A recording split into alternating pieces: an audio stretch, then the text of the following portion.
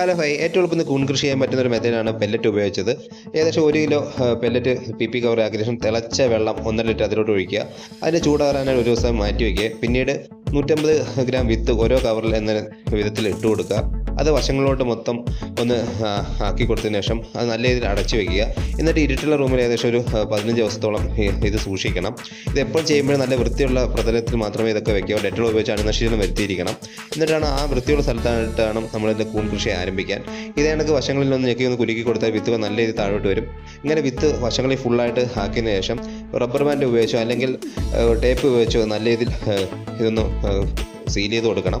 ഇതിലുപയോഗിക്കുന്ന tape breath ചെയ്യാൻ പറ്റുന്ന tape, അതായത് ഓക്സിജൻ അകത്തോട്ട് കയറാൻ പറ്റുന്ന ഒരു ടേപ്പ് ഉണ്ട്. അത് മെഡിക്കൽ സ്റ്റോറിൽ കിട്ടും. ഇതാണ് ആ ടേപ്പ്. ഇത് ഉപയോഗിച്ച് നമുക്ക് ഇതിനകത്ത് പൊട്ടിച്ച് വെച്ചാൽ ഓക്സിജൻ അകത്തോട്ട് കയറും. അപ്പോൾ ഇതിൻ്റെ അകത്ത് കൂണിൻ്റെ മൈസീലി നല്ല രീതിയിൽ വളരുകയും ചെയ്യും.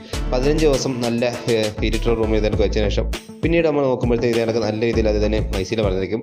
ഇങ്ങനെ ആയതിനു ശേഷം പിന്നീട് നമുക്ക് ഇതിൽ കീറിലിട്ട് കൊടുത്ത് വെള്ളം ഒഴിക്കുമ്പോൾ ഇതിൽ നിന്ന് കൂൺ വരുന്നതായിരുന്നു. അപ്പോൾ വീഡിയോ ഇഷ്ടമായി ലൈക്ക് ചെയ്യുക, അതങ്ങനെ സബ്സ്ക്രൈബ് ചെയ്യുക. Thank you for watching.